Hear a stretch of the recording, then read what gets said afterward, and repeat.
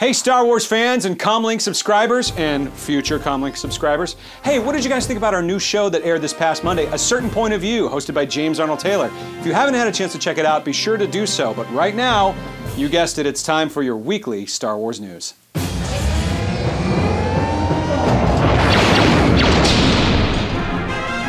Last week, we learned that the title of the first Star Wars spin-off film is Rogue One. The film stars Felicity Jones and is based on a story by Industrial Light and Magic's John Knoll. Since the announcement, we've also picked up a couple of other tidbits. First of all, Gary Whitta named the film, that's cool, and Alexandre Desplat is scoring the movie. That makes Desplat the only composer to work on a live-action Star Wars film other than John Williams. Well, unless you count, you know, the holiday special and the two Endor films. But anyway, who's counting? Desplat has scored films such as Harry Potter and the Deathly Hallows, which, by the way, sidebar, started with John Williams, so he's already got proven experience taking over a movie franchise from John Williams. Let's see, he did Godzilla, which he worked on with Rogue One spin-off director Gareth Edwards, The King's Speech, many, many more. We can't wait to see what he has in store. And by the way, speaking of Rogue One, this might be a great certain point of view debate topic, but our director JC doesn't think that Rogue One has anything to do with Rogue Squadron. I think that's crazy.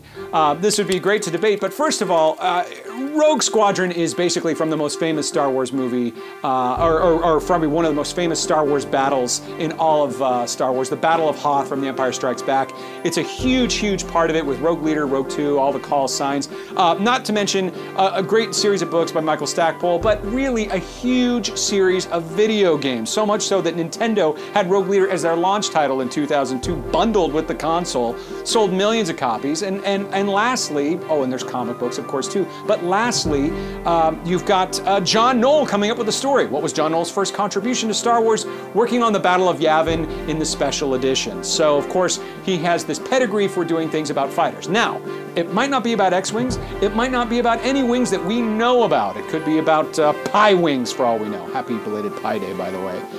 But who knows? I do think that it's about at least the origins of Rogue as a call sign in Rogue Squadron, but hey, that's just me.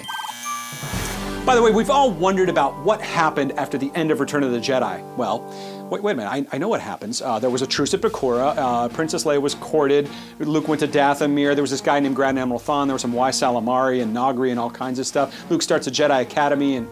No? That's not how it goes? Oh, well, the Legends books depicted it one way, that's one possible history, but now we're going to learn the truth in a new book called Star Wars Aftermath. Lucasfilm has announced that the book, part of the Journey to the Force Awakens publishing program, will take place after the Battle of Endor and will feature a new cast of characters along with a fan favorite from the films. It's the first book in a trilogy, awesome, and will be written by best-selling author Chuck Wendig. Aftermath will be available in September. Hold on, I'm gonna need a minute to pre-order it. Just 1 second. Oh, and speaking of Journey to the Force Awakens, we've also got a peek at Marvel's contribution to the program.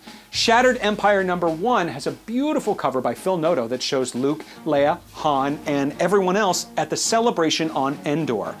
That suggests the comic book will focus on the familiar faces after Return of the Jedi, but hey, that's just a guess. The announcement also calls Shattered Empire Marvel's first entry in the program, so it sounds like there's more to come. And I'm just gonna pre-order that one too. By the way, while I'm doing this, we know that many of you are fans of collecting Topps Star Wars cards, and now there is a new way to enjoy them. Topps has released a Star Wars card trader app for iOS devices.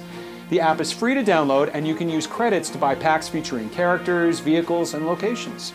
Build up your digital collection and trade with your friends to get the cards you need to complete sets. Make it extra nostalgic and open sticks of real gum every time you get a new pack of digital cards. By the way, speaking of digital purchases, pro tip, I finally bought Marvel Star Wars #1 this past weekend. Did you know when you buy one of those comic books, you get a free digital copy? That's pretty awesome. So it's kind of like getting a free comic book backup or something like that. But anyway, pro tip, check it out. If you're thinking about buying it digitally, go buy the other one. You get it for free. It's March, by the way. It is March, isn't it? Is it March? Oh, it's not December yet? No. Well, it's March. And that means March Madness is well underway.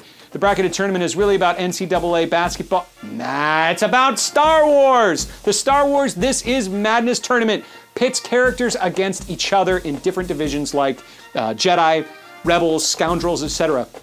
You can place your votes every day at starwars.com/thisismadness. You know, Obi-Wan Kenobi took home the prize last year, but this year, my money's on Ahsoka. Well, who do you think will win? Let us know your guesses in the comments and on social media.